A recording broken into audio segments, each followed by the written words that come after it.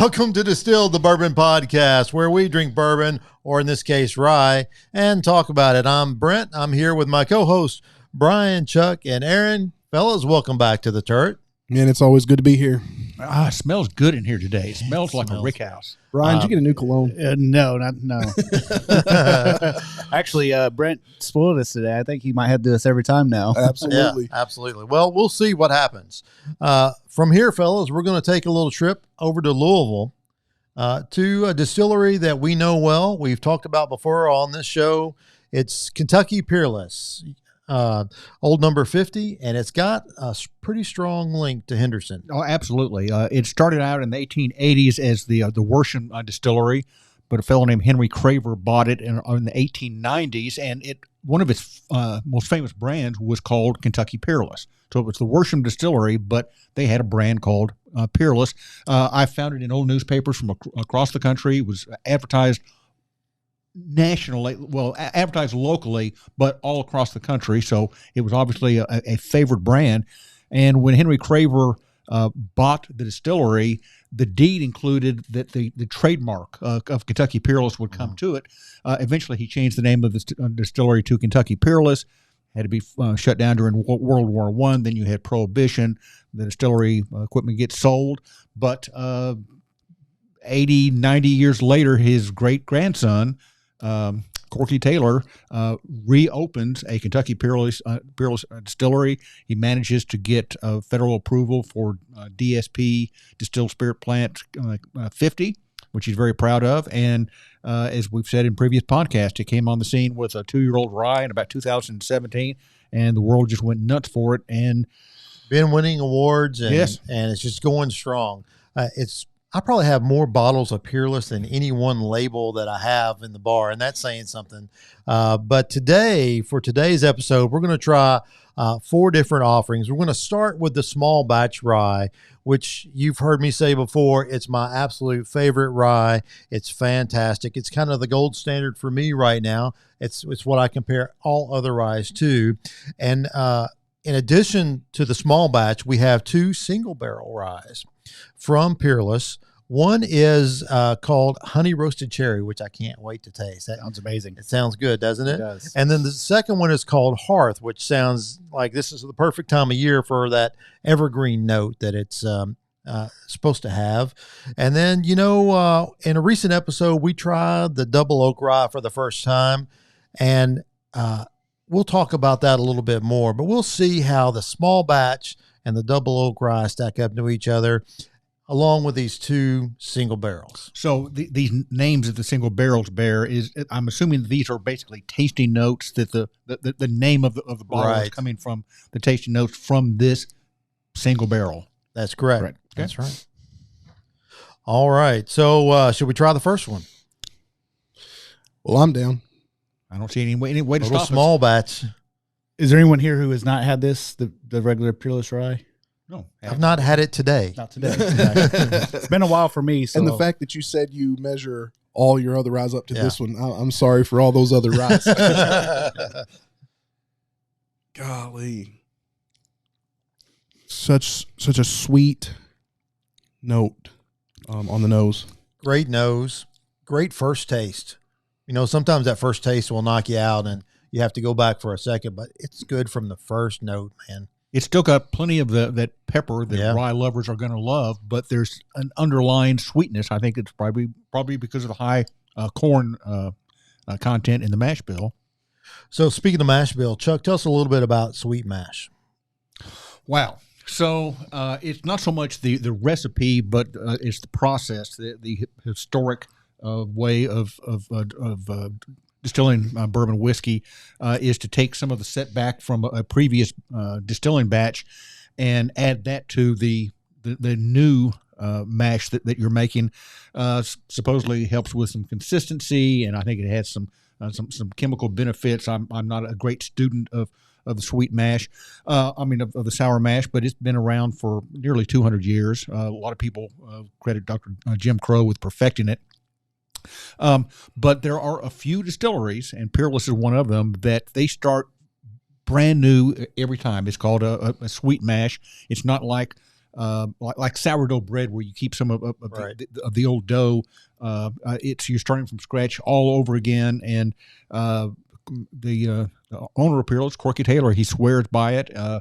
He feels like they're starting from ground zero every time. And Wilderness Trail, I think, also uses the sweet mash. So there's some people who are doing the sweet mash that are making some excellent product. It's just a lot harder. You've really more expensive. More expensive. You've really got to clean your equipment. It's got to be.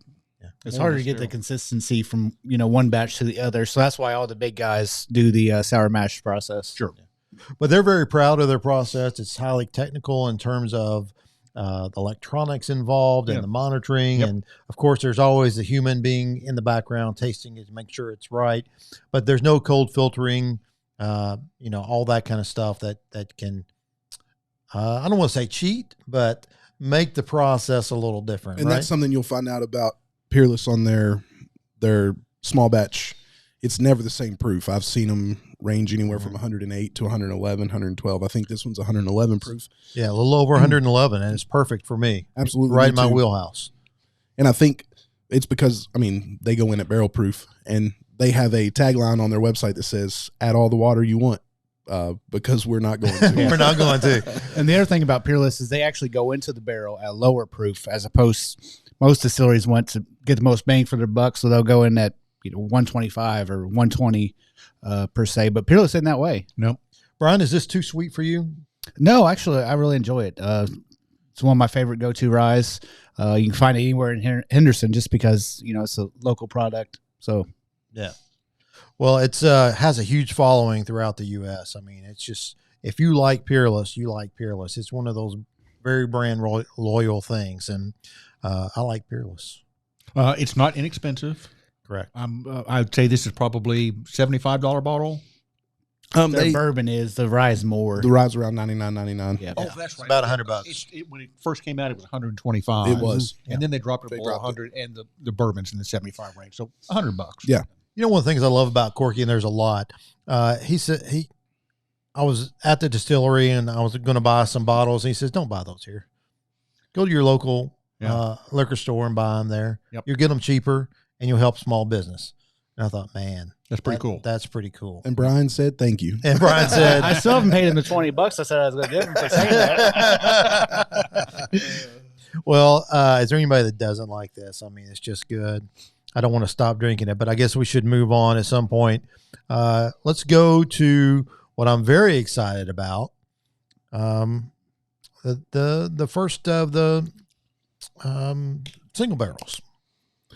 So while we are heading on to the single barrel, while we're pouring it up, just want to invite you listeners, if you have not checked out our episode of why Ryes are taking over the world, we have decided this is 2 rye episodes back to back, but check out that episode. We talk about ryes from all over the country, give you a little history about rye. So check that one out. Boy, that 2 James rye we tried, that is something else. What was the name of that? Catcher's Rye. Catcher's Rye.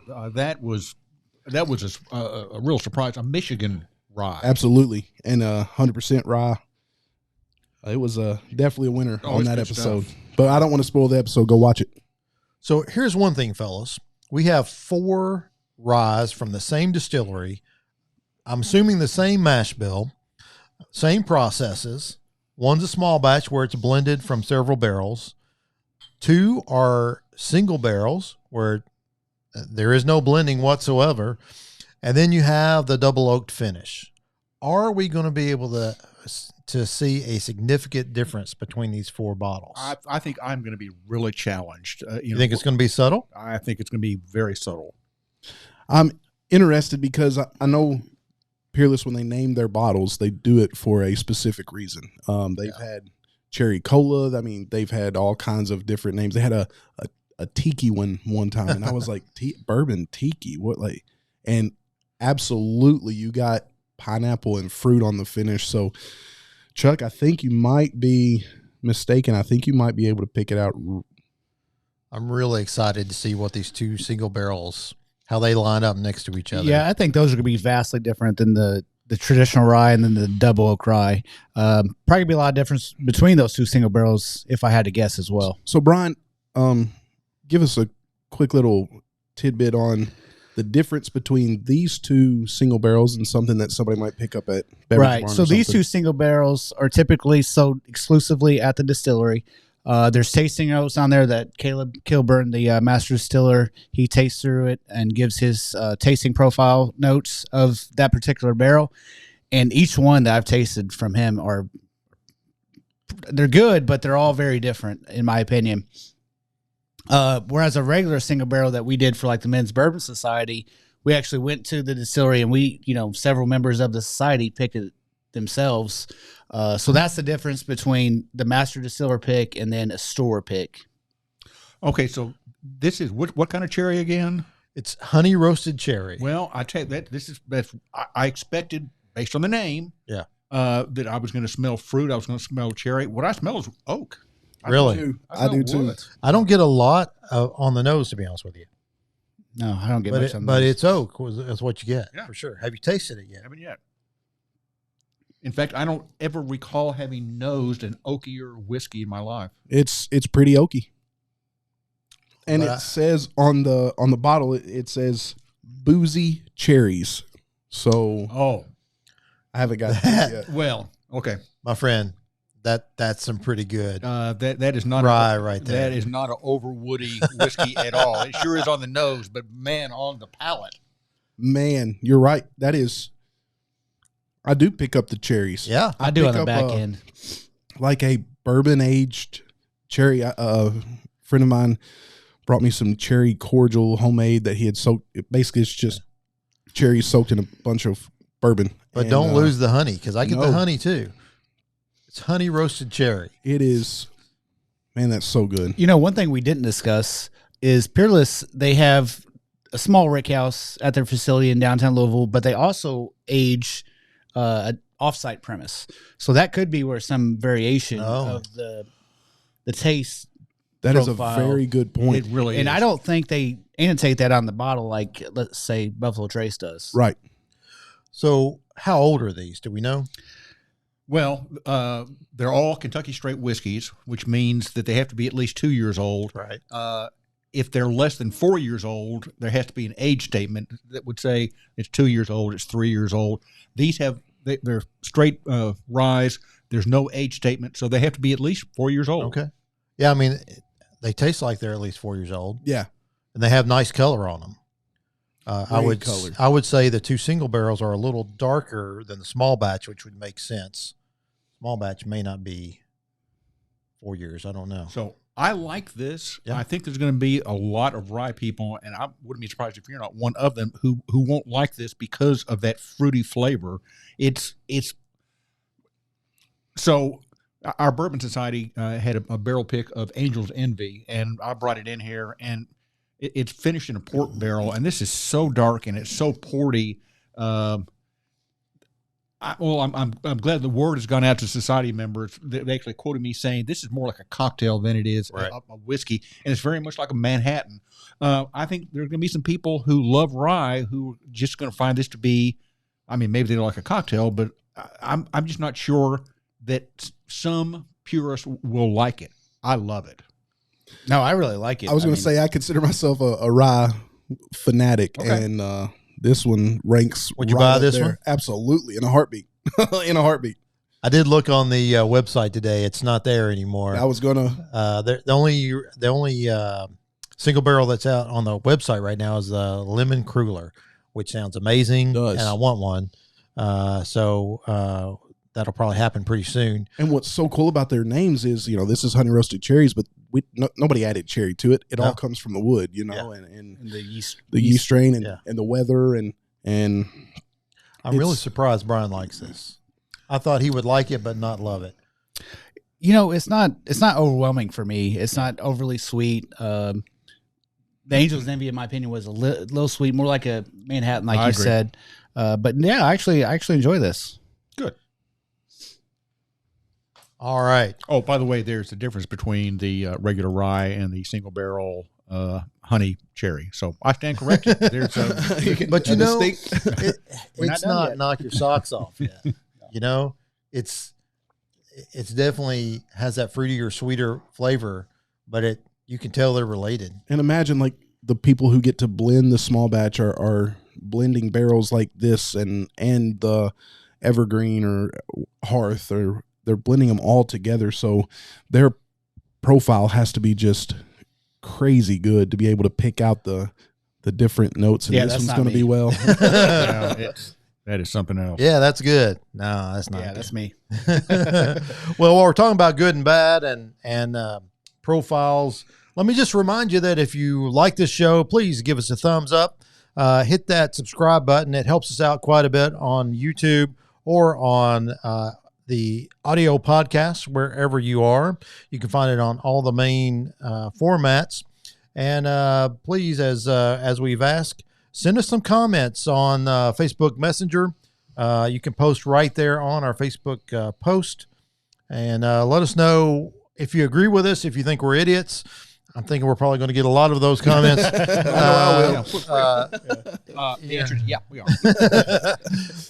Tell us what we're missing, and tell us what you want to hear, because we have a lot of fun doing this. We have things that we think you would like, but we'd like to hear right from you. What do you want us to drink?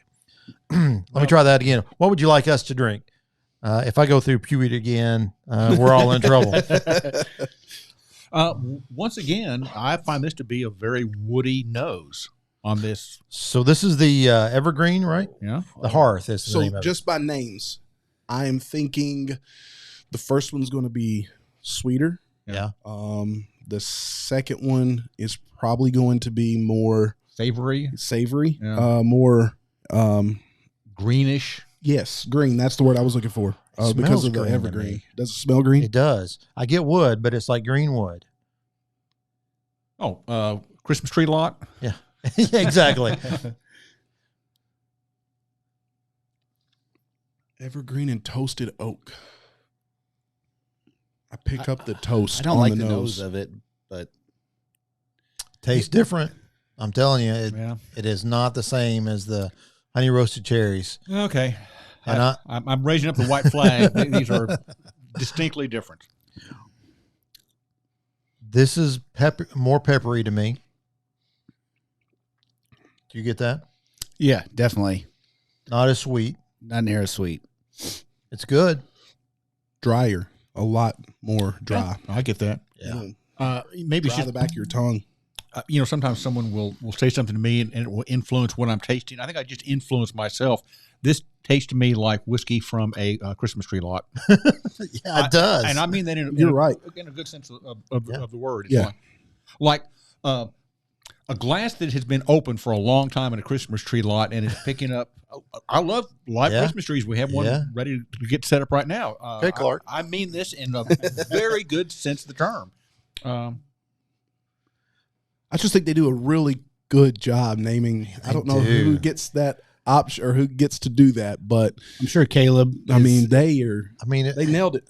And I don't know if that, I don't think it influences in any way. I mean, we've drank enough rye and we've drank enough bourbon to be able to pick out. But when you think about this name, Hearth, and you take a sip, you feel like it's winter and you're sitting at home beside the Christmas tree. I mean, that's Yeah, just and what so it is. I feel like I want to drink this at the cabins at Farmer and the Frenchman. You know, I want to be surrounded by wood and no technology, and just enjoy the heck out of life and be nice and warm and get those Kentucky hugs as they come. I agree. And one thing I'd say to Aaron's point is there's a reason why most distilleries have tasting panels. And that's because it's so hard for one person to nose these and, pick out tasting notes and all that stuff. So most distilleries have several people that sit down, and I wish I could get that job. If anybody's hiring, let me know. To get these tasting notes and to name them and so forth. It's really tedious work. Again, if anybody's hiring, let me know. I'll sign up. The really interesting thing is when you go from the small batch, you can pickup characteristics. Like, you still know you're drinking a Peerless Rye. Right. It's got that. All three of these have had the caramel. They've had that little bit of citrus. I guess that's coming from the fruit that is just quintessential Peerless Rye. So I think you can absolutely tell the mash bill is there on all three bottles. I wish I could say which one was my favorite, but I can't because they're just different. They're like different children.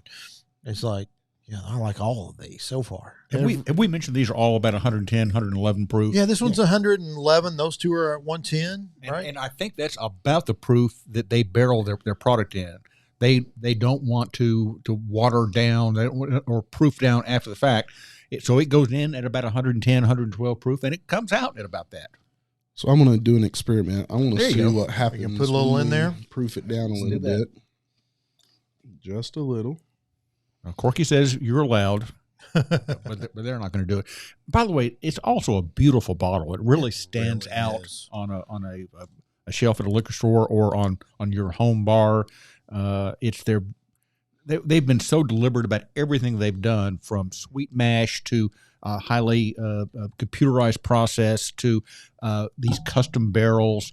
They have really, they're a craft distillery, but they have really crafted the product that they have. Well, that carries over to their distilleries too.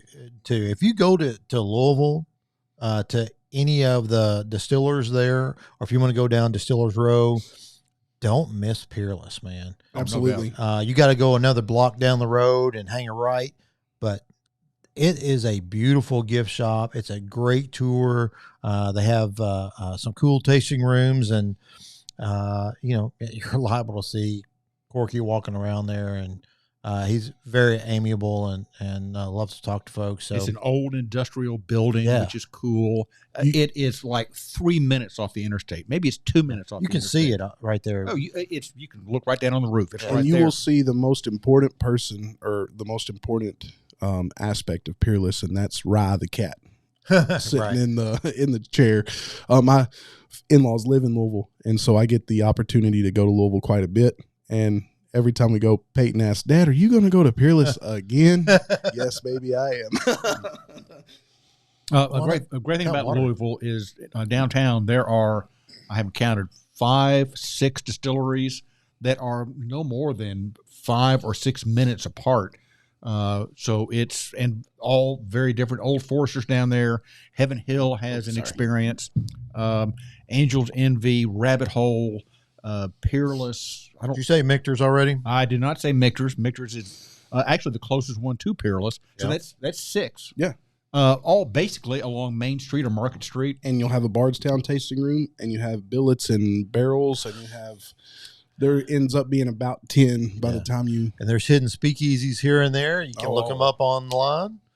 Those are a blast. So I love the country distilleries and the small town distilleries, but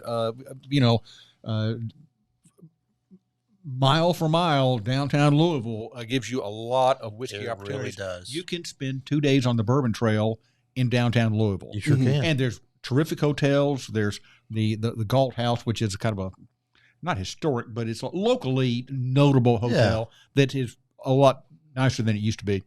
And then there's some boutique hotels, some of which we've tried, some which we haven't. Plenty of lodging on Bourbon Row in downtown Louisville. Great restaurant, great food downtown. Don't miss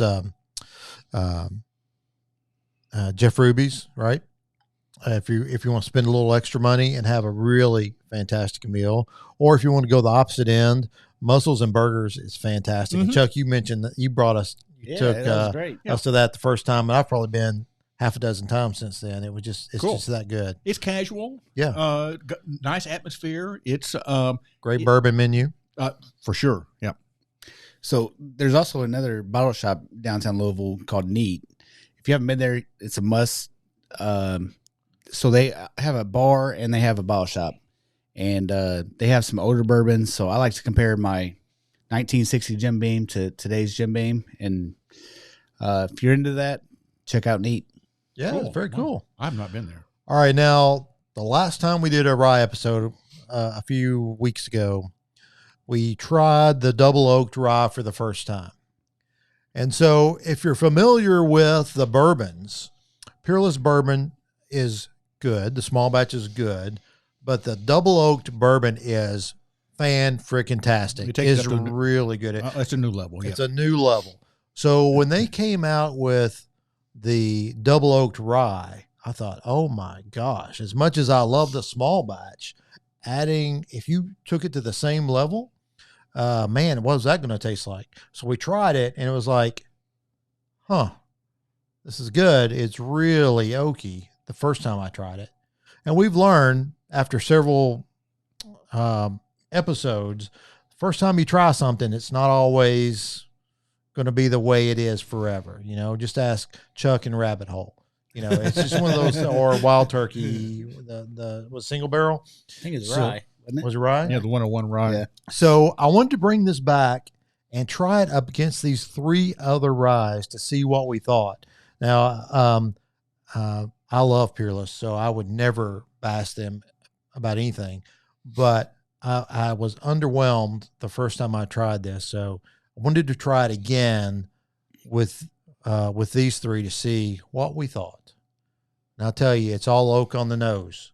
It is all oak on the nose. Is this one, I guess it's around 110 proof. Yep, 110 exactly. So Oh, boy, that is smooth.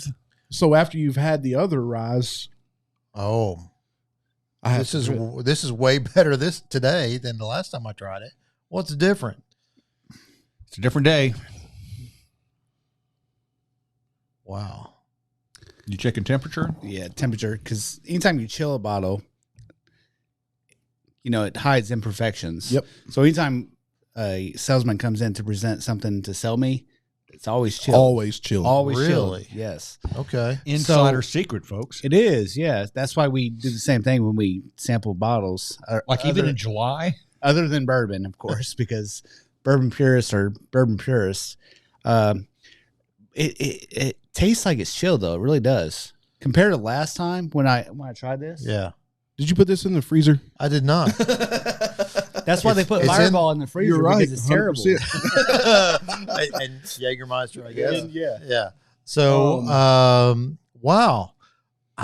This tastes much better to me today up against these 3 than the other 3 that we tried last time. And we did try it last time, didn't we? Yeah, absolutely. So make sure you go back and check that episode out for sure.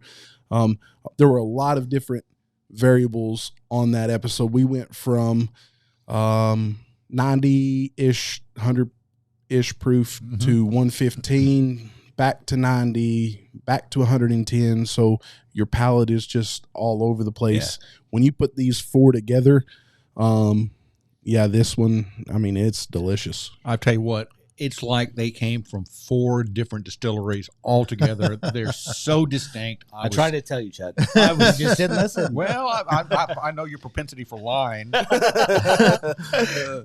These were they couldn't have been any more different, and I really like all of them the best. Does anybody have a favorite?